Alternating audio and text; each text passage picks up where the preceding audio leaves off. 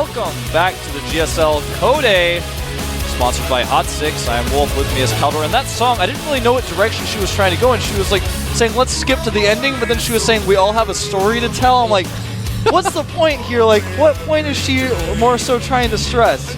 I don't know, but the thing is, like, of course she's going to end up happy. She has a successful song, she's going to have a lot of money.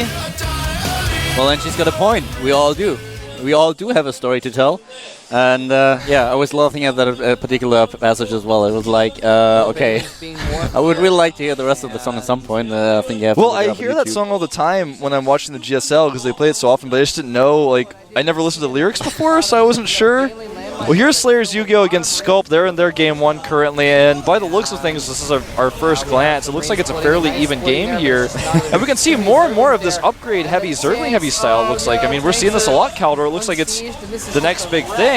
Both of them are getting +2/+2 at the same time, but Sculpt is losing a lot. In comparison to, well, just comparing now Yu-Gi-Oh! A little bit to my way, we have the Hive Tech already for Yu-Gi-Oh! So he is in this situation transitioning into, yeah, what is definitely a late-game army composition. Notice that Zerg players are really skimping on the mutas these days, hardly ever going above 12. Now, one of the things is that a lot of players just know nowadays how to deal with mutalism, how to deal with muta pressure, and it's just an investment as long as when you can't put all that much pressure onto your opponent with the mutalist, they get kind of useless. So we see a style that is more evolving around ground units once again, and I especially like the Baneling, the Banelings that we have, but nice scans by Sculpt. And it's pretty interesting. I've been talking tomorrow quite a lot about how Terran players don't get the Raven out and what the reasons behind it actually are. And he told me that it's not only about the costs that you have, but if you actually rely more on the Raven than you rely on scans, you don't have the vision. You run the risk of getting flanked a lot more often. And the other thing is that you lose a lot of time with just switching the add-ons. You lose time. You lose a little bit of tech. And yeah, it's not only about the cost for the Raven, but also about all those things that the scan is so much more valuable than just the tumor killing. Yeah, exactly. Some decent Baneling hits there, perhaps more decent than they should have been. He accidentally targeted his own medevac there with the Viking by the looks of things. That was weird. Yeah, it certainly looked weird. And yeah, we have another attack into the base. And wow, are gonna go down here. Yeah, definitely. He can do whatever he wants, and the Banelings are actually a little bit surprised. Dropping in He's one going to by save one the Banelings and use the Zerglings instead. A smart choice. Going into the production now. And going to clean up some of these Marines on the edge. And it looks like he may just end the game here. That's a pretty hard run by. Look at the bottom. We still have the Terran player going strong as well, taking down another base. But there are a lot of siege tanks and not all that many Marines. If he can kill the Marines with the Banelings. Yeah, I'm surprised he's making more Banelings here. He needs to get a Zergling count up to finish off those tanks. He doesn't even have to, I feel like he doesn't even have to save the third, though. He can just lay a couple of Baneling traps. Exactly. And he's doing so much damage in the main base of Sculpt right now. Doing the Baneling traps would be great. Looks like he may just clean this up, though. A huge siege tank hits on those Banelings, though. Yeah, but why attack? Why run into the tanks? I don't know, but it looks like it doesn't matter. Yeah. GG. It doesn't matter, but it's still a huge risk. Yeah, I was a little bit surprised by that as well, but I guess he just knew, man. He was like, nah, I see that. He's like, that's fine. He's like, I don't have time. I'm just going to kill this guy. Can't do anything about it. And he was already in the main base taking down the whole economy. The second base was gone at the third. We the saw supply it for was a second. Triple. We didn't have any SCVs left. He just called down a few mules, but, well, Yu-Gi-Oh! Would have moved on the third in just I a few like your seconds. idea, though, of the Baneling burrows, because he's got such a shoddy economy. He's going to have to drop mules to have anything. If he has to scan, then that's terrible. And you can just delay the push. I mean, you set a couple of traps behind each other, and he was still defending the third, so there was a huge distance. Well, not a huge distance, but there's a fair distance between between the second and the third. Absolutely. And, well, he didn't need to do it in the end, so that was fine. It's all fine. It's okay.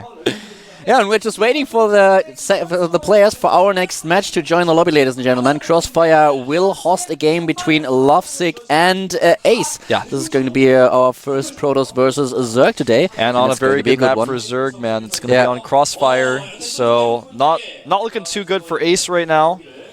Take a look at some of our fans. I actually spoke with some of those fans earlier. Very nice people. If you guys come down to the studio, you can speak with us as well. And we're actually pretty nice as well. We're actually quite nice. Yeah. Well, I think we are. I'm not the nicest guy, man. Like, you know, some people are really nice. I'm like kind of nice sometimes. I'm not. Wolf tried to pull off the bad boy image earlier when we were watching one of those videos. What did he say? All the girls, they have guns, and what about you? Oh yeah, man, I'm a troublemaker. I'm just like the troublemaker guy in the video. That's what I'm like. Like even the producer, like in the background, she's like, yeah, he is. No, he's not. You see, there was a girl laughing immediately when I said that, man. She's like, it's true. No, not like it's true. He said he's a troublemaker, and suddenly the production team is just laughing, and everybody's like, yeah, you are. That was like the girl who's in the production room right now. Like she heard me say that, man, and she just giggled. Like she was instantly like, she's like, just because I said that, man, she was like already thinking about it and stuff. She's like, well, I guess so, yeah. I mean, I can see that. Did you tell her as well that you work for 2 TV stations? Oh, she knows, man. She knows. So you didn't have to? No, I didn't have to tell her, man. So how did that work out? I'm like, I don't know, I'll tell you later, Caldor, in private. Like, no, He's shy, ladies and gentlemen. So far for the bad boy image. I'm like, like, Caldor, you're like, everyone knows, like, how I am now. Everyone knows I'm a troublemaker. Everyone thinks I'm a playboy. Like, I'm like, now, like, I can't use that as leverage anymore. Like, I can't sneakily be a playboy anymore. I have to just, I don't know, like, I don't know if girls like it more now that they know. I'm not sure. I don't know, Caldor, but I'm a troublemaker, man. You saw that video of that girl with the gun and stuff? Yeah. Like, she actually had to do that video with him because I can't dance like he can, but actually that's my girlfriend, man. It's not his. Is it? Yeah. Whoa, that's pretty cool. Yeah, it's actually true. You can look it up on Naver, man. Yeah, you should appear in the next video. I gotta learn all those moves, man. I'm too busy playing StarCraft and being cool. It's just a pain, isn't it? All right. 2 of us like, okay, how do we transition out of it? I don't know, man. Well, I like don't know. I don't know what's happened, but here we go. It's Lovesick versus Ace. Zerg versus Protoss on Crossfire. I don't know if Ace stands a chance here, man. Well, I don't think he will take a 3rd base. Let's see what Lovesick has up his sleeve. We missed our timing for leading into the game, man. We talked too much about me being a troublemaker. Yeah, we didn't really transition out of it. So, guys, there it is. First game is coming up. You start. All right, up here at the top right, a member of Team OGS used to be known as Jay. Now he's known as OGS Lovesick. Well, Lovesick. All right, let's go, Mr. Troublemaker. Let's see what this game is turning out to be. Certainly, you already mentioned that video lists are definitely something that we can see on Crossfire. At the bottom left, we have the player that would have to deal with them. In the blue, the Protoss player known as Started Ace. Exactly. What? I didn't say anything. I'm trying to concentrate on the game again. Could you please stop cracking up next to me? I'm sorry, man. I thought it was so funny that Ace thought he could forge fast and span on Crossfire, man. I thought that was funny. It made me crack up. That's what I was thinking about because the map, actually, Crossfire has a really wide open natural. It takes a lot of buildings to wall it off. And even if you do, the roach pressure that can come out, you can pick off a building or 2 no matter what. You have to make a ton of cannons, and then the Zerg player just goes home and he's okay. This is such a hard map for Protoss, man. If you guys didn't know that already, I firmly believe that. I see what you did there. And that, ladies and gentlemen, is how we transition out of awkward silence. So, that was not awkward, man. I thought it was perfectly fine. No, that's what I just you said. Felt awkward, man? I don't know. I thought it was fine. Actually, he's not even going for the Forge first play. Yeah, he's going Nexus first, man. And that's actually okay. But regardless, the roach pressure can be quite hard to deal with. We'll see if Lovesick puts that on. He obviously went gas first, so it's entirely possible. And he's going to scout with his Overlord very soon. This is going to be a Forge fast and span.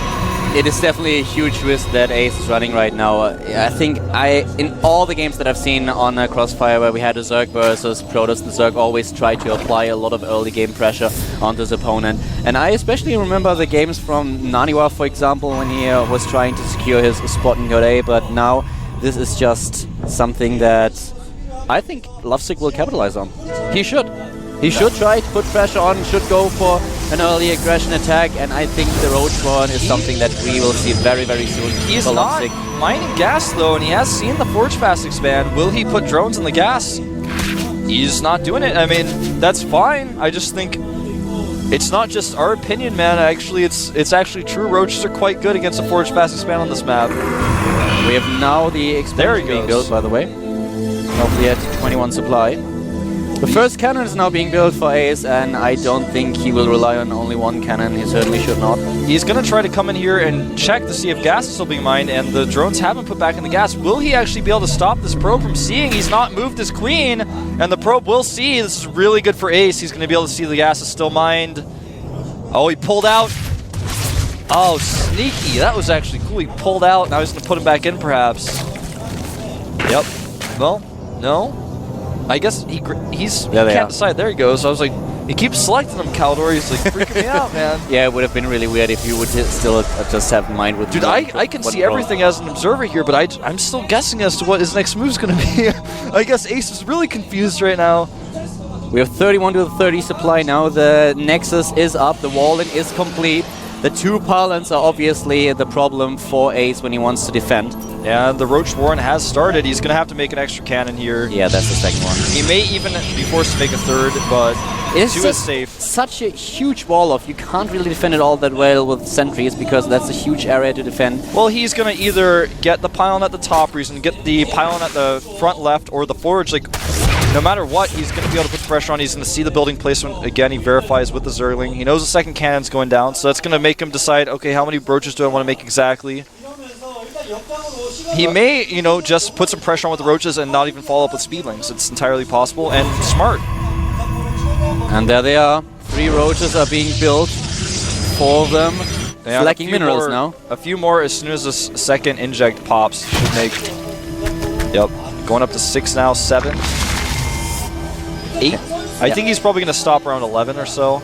Oh, that's all the roaches that he can build right now. He pulled off drones from gas, so he can't get any more roaches than that. Okay.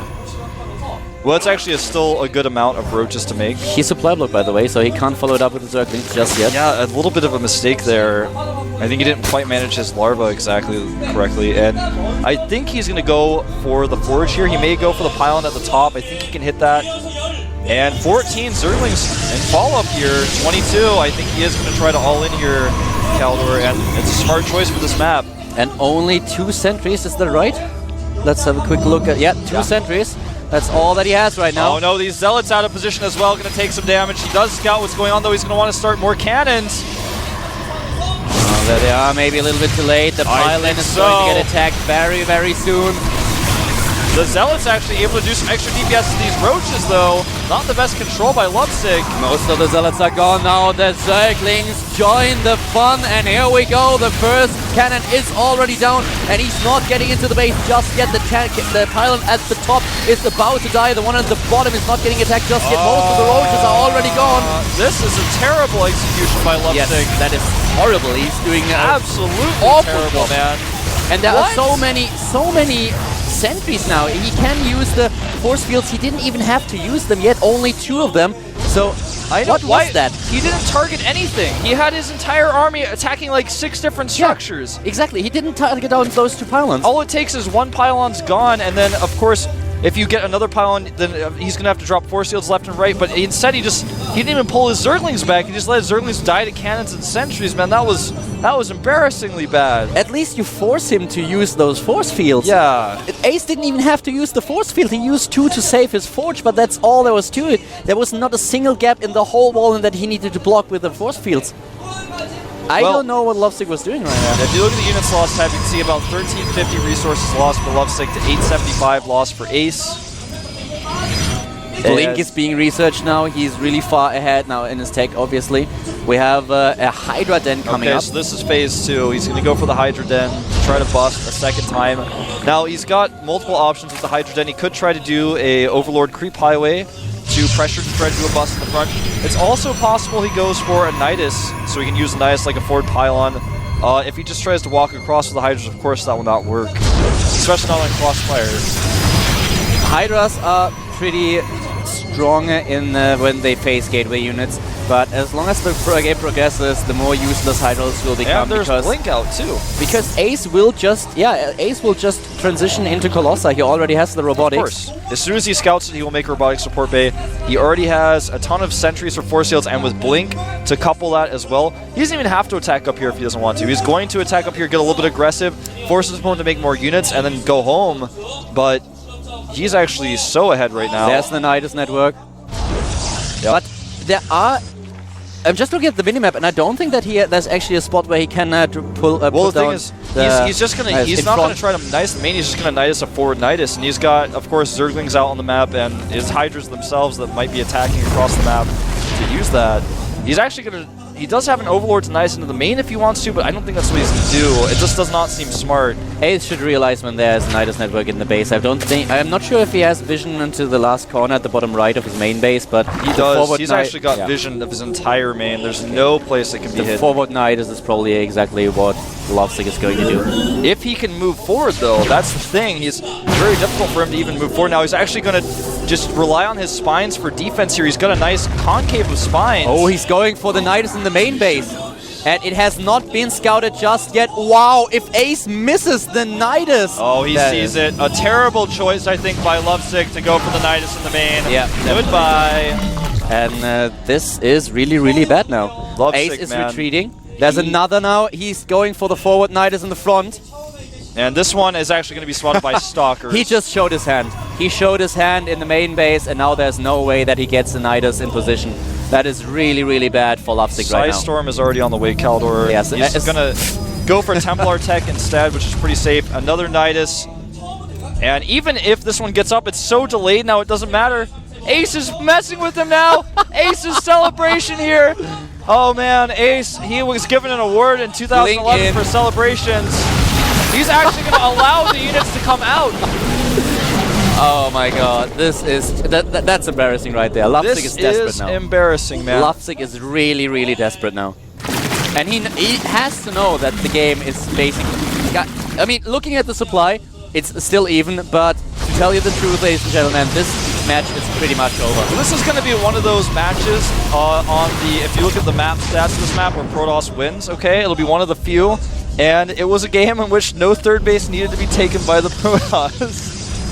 Lovesick depended too much on the Nidus networks, and when they get spotted, there's just nothing you can do as a Zerg player anymore. We already have Storm being done, and Hydralisks melt in Storms. So what is there that Lovesick can do to get back into this game? He doesn't have a third base. He's trying to transition. He has Infestation Pit right now. He's researching pathogen glands. But Ace is now getting the third base and the +3 attack upgrade because he can get away with it. And he's putting up the pressure at the same time. He doesn't need to attack down into this, but if he wants to, he can. He can if he wants to. It's not necessary, probably a bad idea, and he's going to decide not to. He might lose the engagement, so that would be taking a big risk nonetheless. Robotic support bay on the way now, and third base. It's going to be a slow and steady win for Ace. Now, he's going to want to scout this top left base. He's already spotted it with the Zealot. He's actually sending his entire army up there. Because he knows the Hydras can't come near his base. And there's another, at the right side, there's another Nidus network. That's the smartest Nidus we've seen all day. Yeah, this one is a little bit more sneaky and might be able to take the third down.